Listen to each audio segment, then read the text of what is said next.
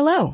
You're watching Global English Stories, where stories come to life and help you learn English naturally. Listen, enjoy, and start your learning journey. Today, we bring you the incredible journey of Pope Francis, a humble man who rose to lead the Catholic Church and became a global voice for peace, compassion, and justice. From his early days in Argentina to his final moments as Pope, his life was full of meaningful lessons. Let's begin this inspiring story. Part 1. Humble Beginnings. The Early Life of Jorge Mario Bergoglio. Jorge Mario Bergoglio was born on December 17, 1936, in the bustling city of Buenos Aires, Argentina. He was the eldest of 5 children in a modest, hard-working family of Italian immigrants. His father, Mario Jose Bergoglio, worked as a railway accountant, and his mother, Regina Maria Savori, was a homemaker with strong religious values. Growing up in a deeply Catholic household, young Jorge was taught to value humility, service, and compassion from an early age. As a child, Jorge experienced the challenges of post-war Argentina, including economic hardships and social unrest. Despite these obstacles, he was a bright and curious student. He attended a technical secondary school, where he earned a diploma as a chemical technician. Although he initially pursued a career in science, his life took a dramatic turn in his early 20s when he felt a profound calling to serve the church. At the age of 21, Jorge Bergoglio entered the Society of Jesus,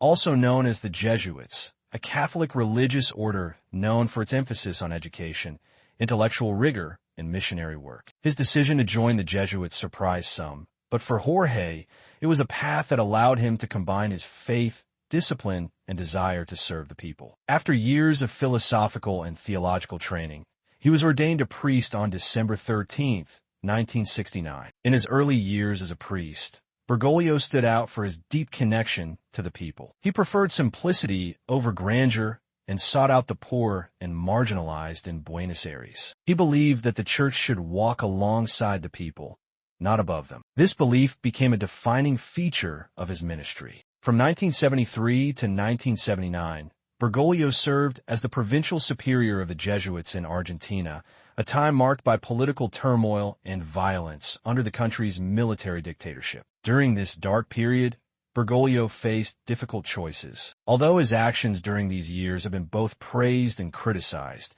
many believe he quietly helped shelter and protect those persecuted by the regime. He rarely spoke about his role, preferring to maintain humility and focus on healing rather than revisiting past wounds. After completing his term as Jesuit leader, Bergoglio continued his work in education and spiritual guidance. He taught literature, philosophy, and theology in Jesuit institutions. His students admired his intelligence, simplicity, and accessibility. He was not a man of many words, but his presence had a calming and inspiring effect on those around him. In 1992, his life took another significant turn when Pope John Paul II appointed him Auxiliary Bishop of Buenos Aires. 5 years later, in 1997, he became the coadjutor archbishop, and shortly after, he was named Archbishop of Buenos Aires. As Archbishop, he became even more well-known for his simple lifestyle. He chose to live in a modest apartment rather than the Archbishop's palace. He took public transportation instead of using a private car,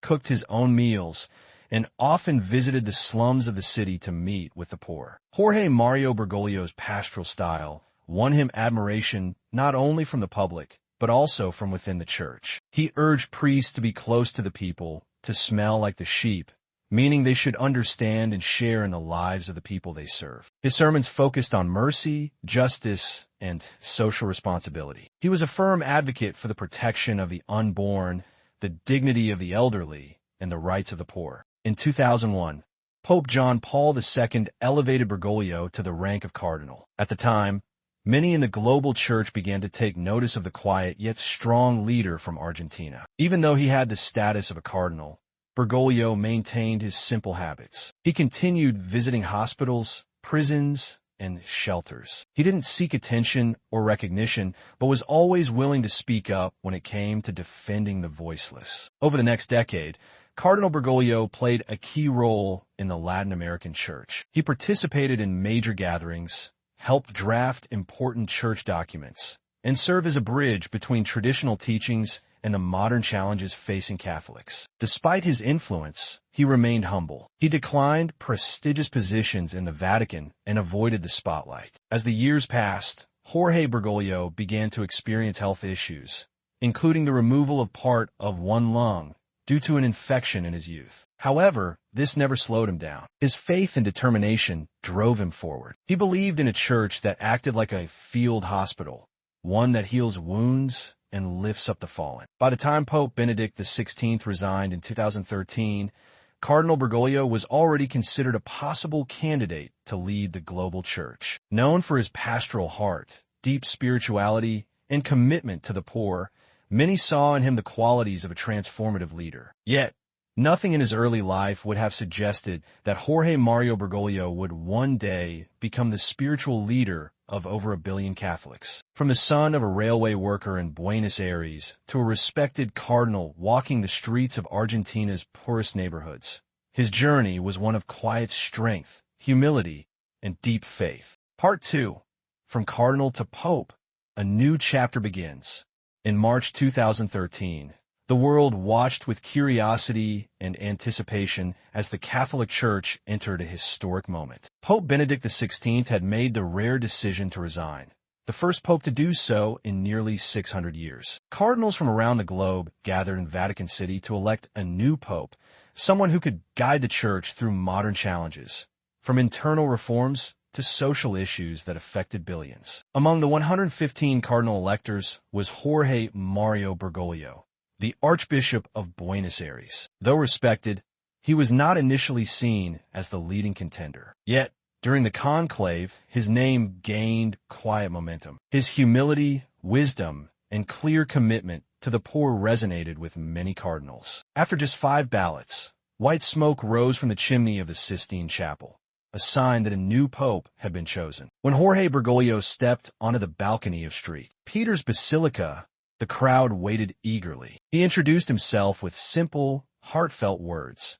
"Brothers and sisters, good evening." And then, in a surprising move, he asked the people to pray for him before he blessed them. The crowd, usually loud with cheers, fell into silence, bowing their heads in a moment of unity. The man who had taken the name Francis, after St. Francis of Assisi, had already made an impact. Pope Francis was the first Jesuit pope, the first pope from the Americas, and the first non-European pope in over 1,000 years. His choice of name was deeply symbolic. Francis of Assisi was known for his life of poverty, love for nature, and dedication to peace, qualities that Pope Francis aimed to embody. From the beginning, he signaled that his papacy would be different. Unlike previous popes, Francis declined many traditional symbols of papal power. He chose to live in a simple guest house rather than the luxurious apostolic palace. He wore plain white robes without golden embroidery and refused a golden cross,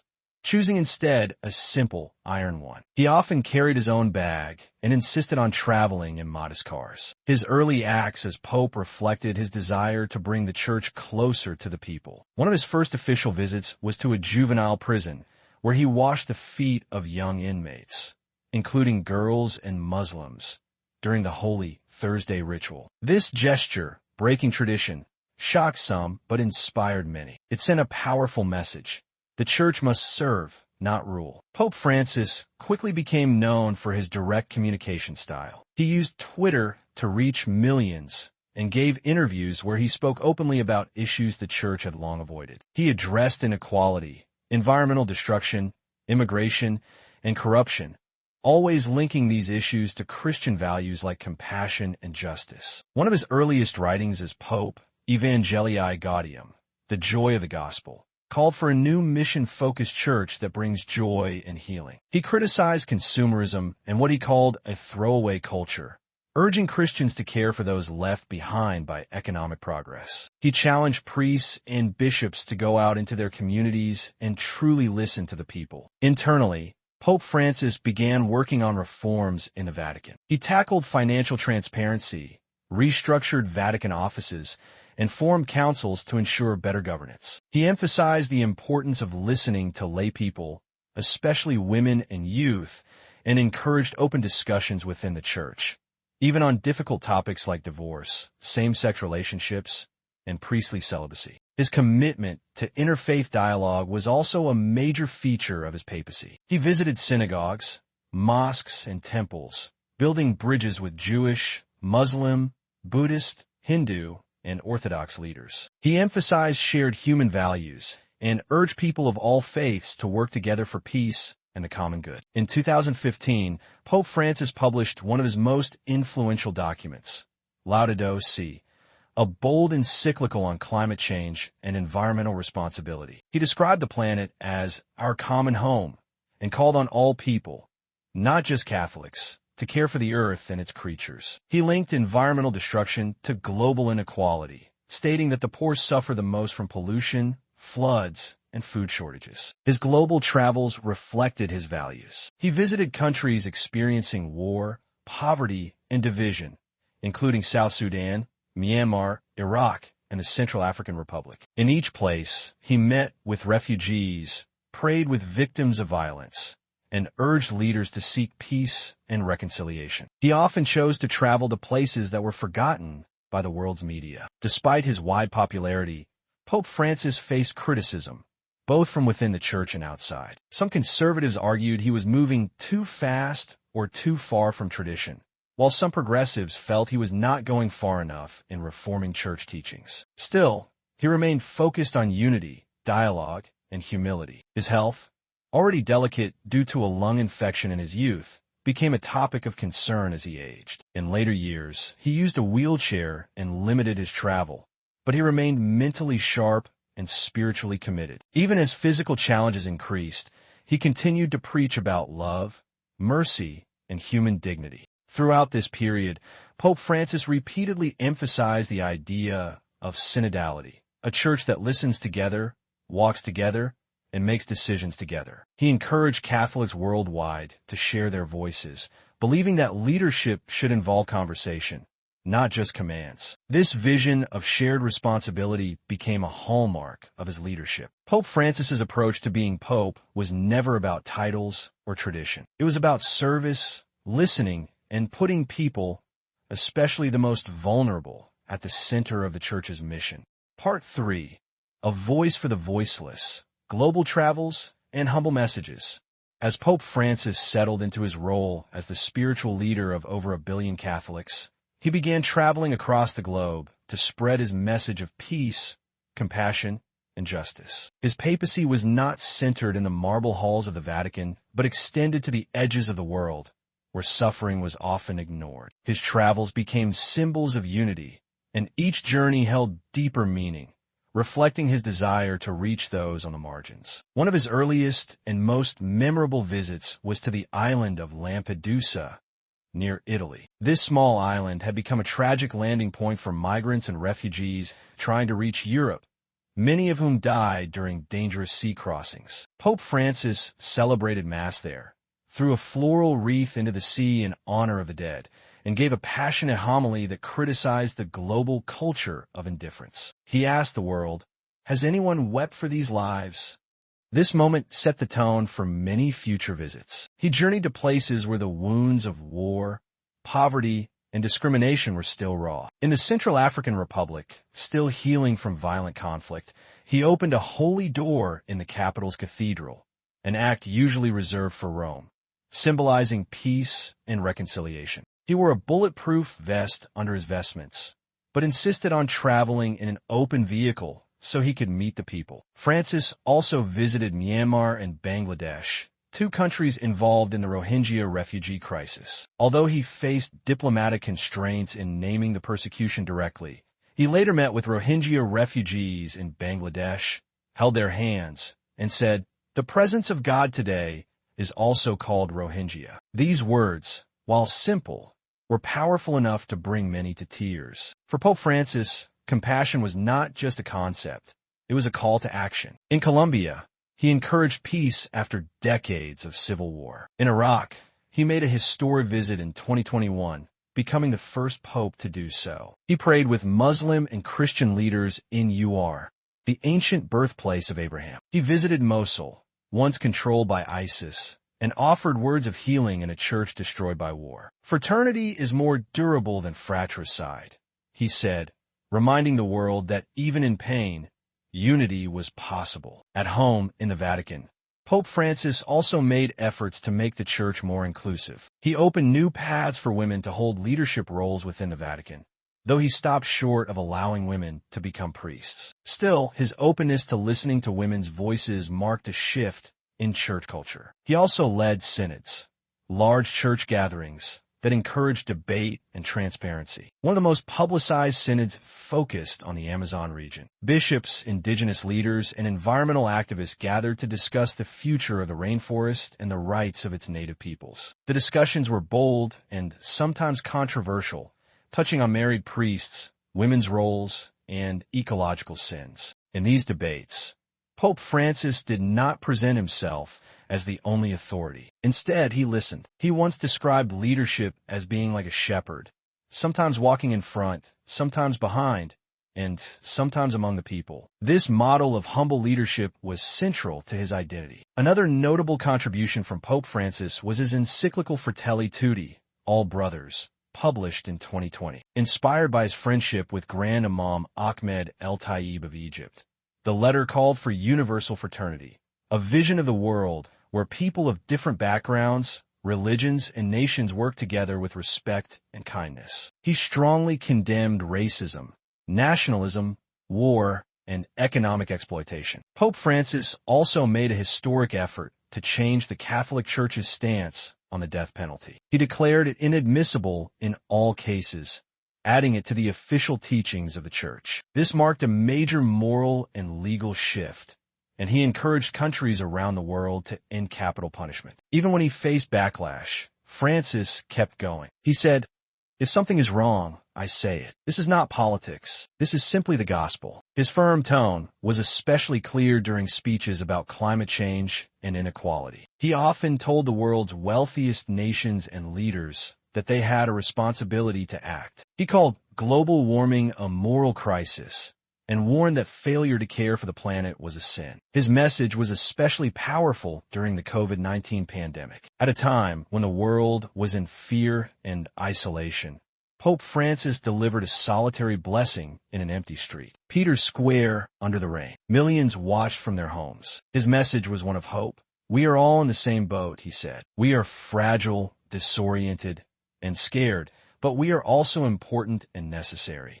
He emphasized solidarity and urged people to get vaccinated, calling it an act of love. He invited people not to return to normal, if normal meant forgetting the poor and the planet. For Francis, the pandemic was not only a health crisis, but a moment to reflect on what truly matters. Over time, Pope Francis's health continued to draw attention. He underwent surgery in 2021 and was seen more often in a wheelchair. Still, he never stopped working. He wrote, met with global leaders, and led prayers. When asked if he would ever resign, like Benedict XVI, he said he would if he felt it was necessary. But until then, he remained committed to serving as long as possible. By 2025, the world had seen over a decade of Francis's papacy. The Church had changed, sometimes subtly, sometimes boldly. He was not a reformer in the way some activists had hoped, but he was certainly not a traditionalist in the mold of many of his predecessors. He was, above all, a pastor,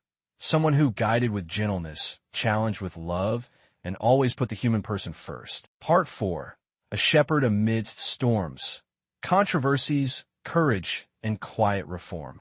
Pope Francis was widely admired for his simplicity and compassion, but his papacy was not without challenges and controversies. From within the Church and from external observers, he faced criticism, resistance, and even disappointment. Yet through every storm, he remained focused on his mission, to bring the Church closer to the people and to ensure it was a home for all, especially the poor, the wounded, and the forgotten. One of the biggest storms Francis faced was the continued crisis of clerical sexual abuse. Although the problem had existed long before his election, expectations were high that he would take strong action. He created a new tribunal to hold bishops accountable and introduced laws that required church leaders to report abuse. He also made it clear that cover-ups would no longer be tolerated. But critics said his response was too slow and not transparent enough. Survivors of abuse sometimes felt unheard, especially when powerful cardinals remained in office. Still, Francis did meet with survivors. In many countries,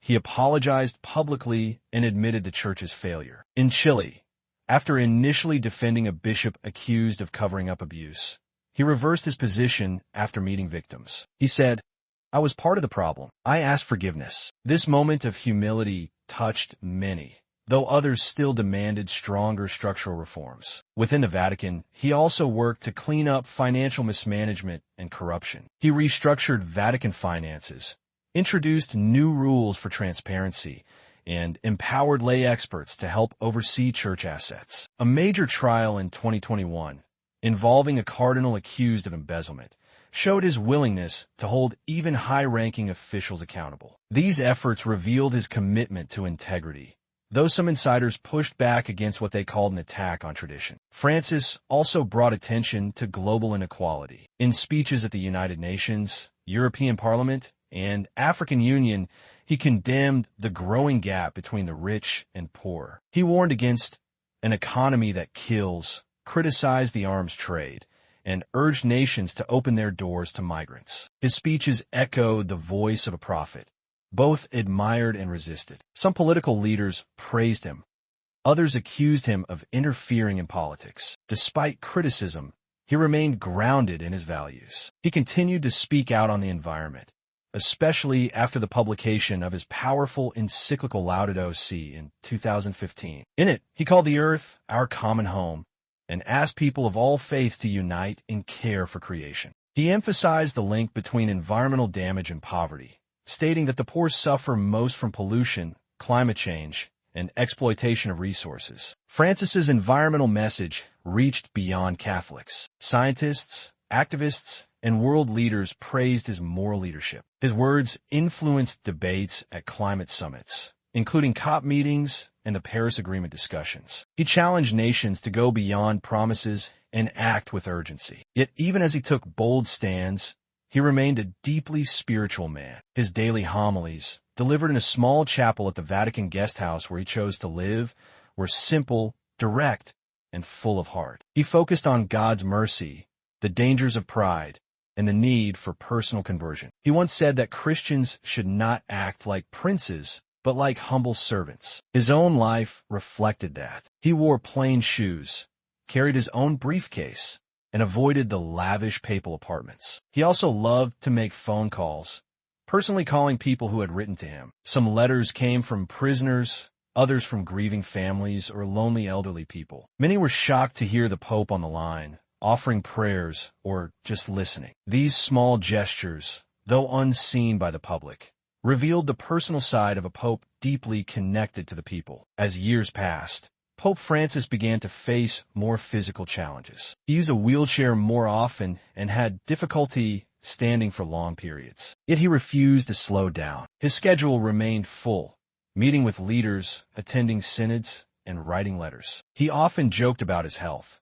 saying he was still alive or that he needed more prayers than ever. Despite his age, Francis stayed engaged with the youth. He attended World Youth Day events, where millions of young Catholics gathered for worship and inspiration. At these events, he spoke in their language, encouraging them to dream, to build bridges, and to make noise. Do not be afraid to dream big, he told them. You are the now of God. He also kept a close eye on conflicts and humanitarian crises. Whether it was the war in Ukraine, the refugee situation in Syria, or political unrest in Latin America, Francis spoke with urgency and compassion. He called for peace, condemned weapons, and reminded the world that dialogue was the only path forward. He tried to mediate peace in Venezuela and Colombia, sent aid to Lebanon after a massive explosion in Beirut, and offered prayers for Afghanistan during the Taliban's return to power. His heart broke for every nation in pain, and he often asked for prayers not just for Catholics,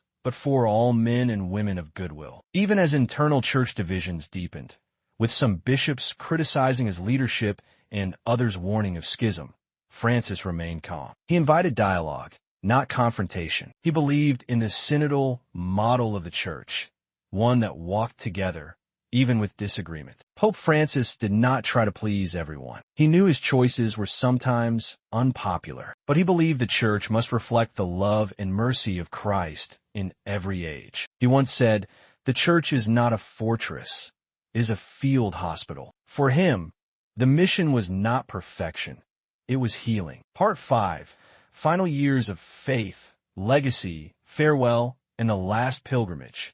As the years progressed, Pope Francis continued to serve with devotion despite growing health concerns. In his late 80s, his mobility became limited, and he often used a wheelchair during public events. Yet, his energy and commitment to the church never seemed to wane. Even in moments of physical weakness, his voice remained strong, calling for peace, justice, and compassion across the world. In his final years, Pope Francis focused on strengthening the unity of the Catholic Church. One of his major initiatives was the Synod on Synodality, a multi-year process launched in 2021 that invited laypeople, bishops, priests, women, and young people to share their voices about the Church's future. This initiative was groundbreaking. For the first time in history, the Church made such a widespread effort to listen to the faithful in every continent. Francis believed that listening was an essential part of leadership. A church that does not listen, he said, cannot be credible. The Synod addressed sensitive topics: women's roles, married priests, the abuse crisis,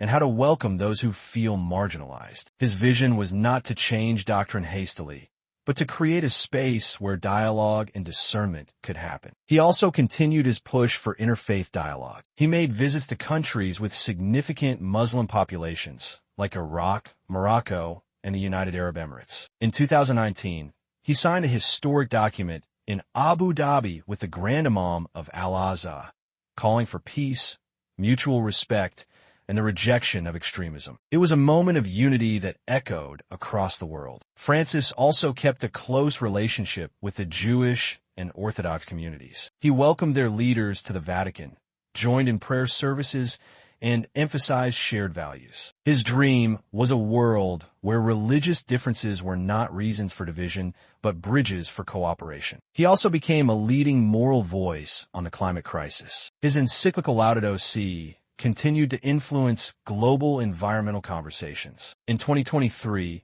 he released a follow-up document called Laudate Deum, urging world leaders to act quickly before it was too late. "The earth is crying out," he wrote. "We must listen before the silence becomes permanent." By 2024, questions about his resignation became more common. After the historic resignation of Pope Benedict XVI in 2013, many wondered if Francis might do the same. But he remained in office, saying he would only step down if his mind or body could no longer allow him to serve. He didn't fear the idea of retirement, but felt he still had more to give. He appointed new cardinals from countries that had never before had representation in the College of Cardinals, including Mongolia and East Timor. His goal was to make the church more global and less centered on Europe. He also promoted more lay people, including women, into leadership roles within the Vatican. His final journeys were especially meaningful. In 2024, despite health warnings, he visited South Sudan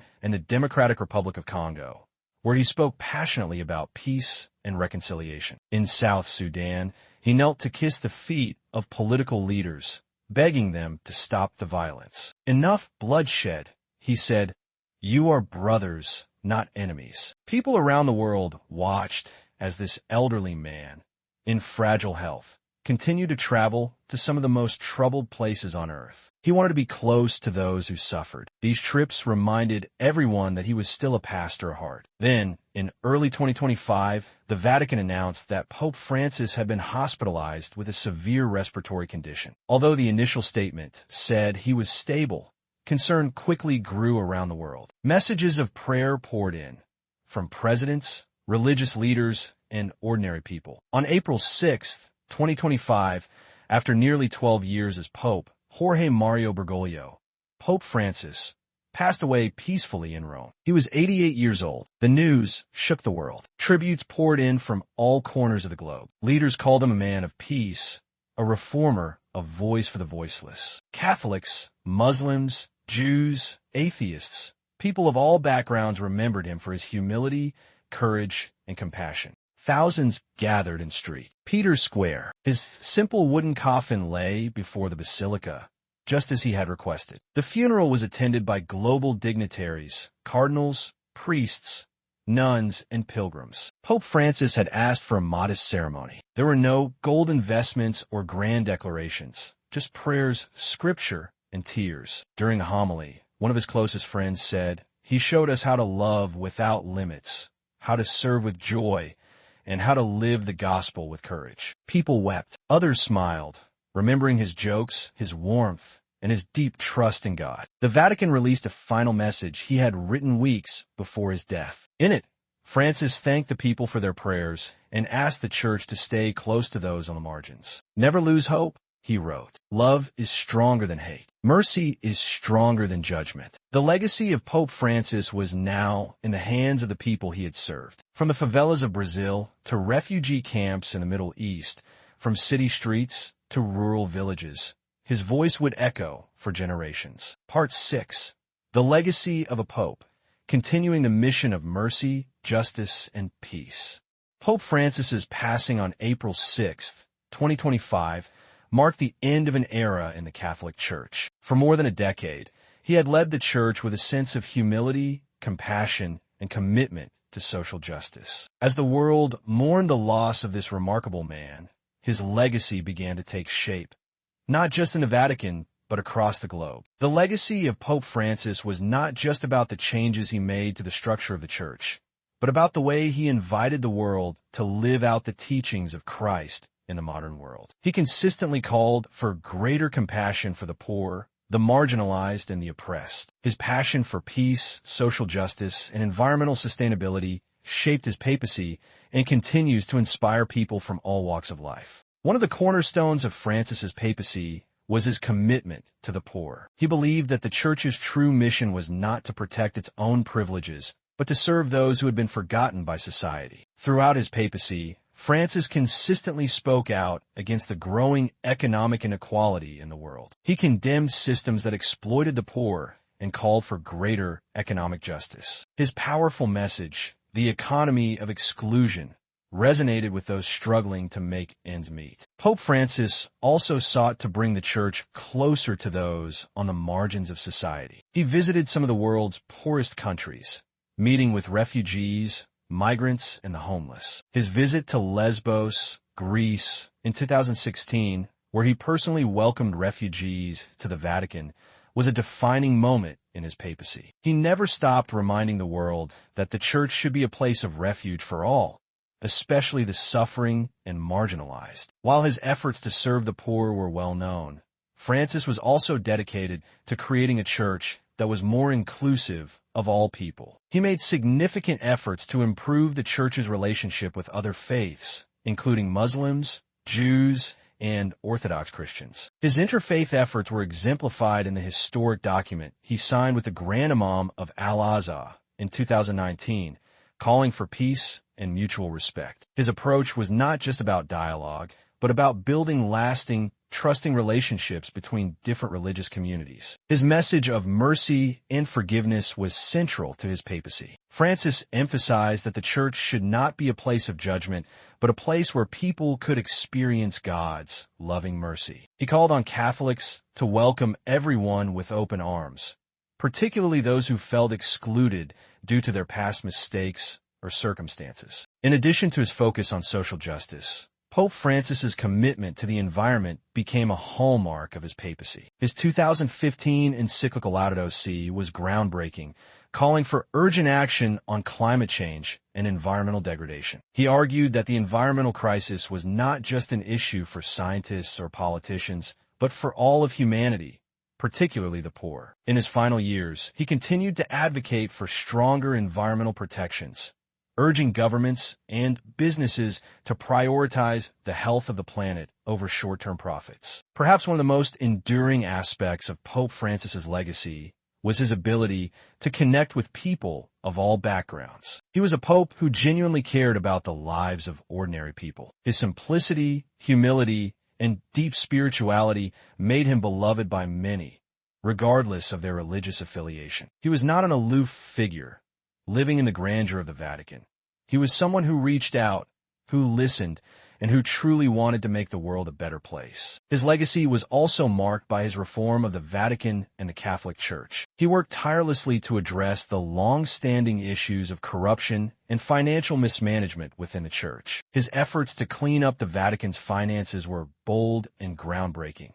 And while there was resistance, his reforms set the stage for a more transparent and accountable church. Pope Francis also empowered laypeople to take on leadership roles in the Church, opening doors that had traditionally been closed to women and men who were not ordained priests. In the months following his death, the Church began to reflect more deeply on the impact of his papacy. Cardinals, bishops, and laypeople from around the world began to speak about the changes he made and the challenges he faced. His emphasis on mercy, justice, and humility remained central to the conversations about his legacy. Francis's influence extended beyond the walls of the Vatican and the Catholic Church. His call for global solidarity, for an economy that serves people rather than profits, and for the urgent need to protect the environment became rallying cries for people everywhere. His voice was one of moral clarity in a world often divided by politics, war, and inequality. As the Church entered a new era without Pope Francis,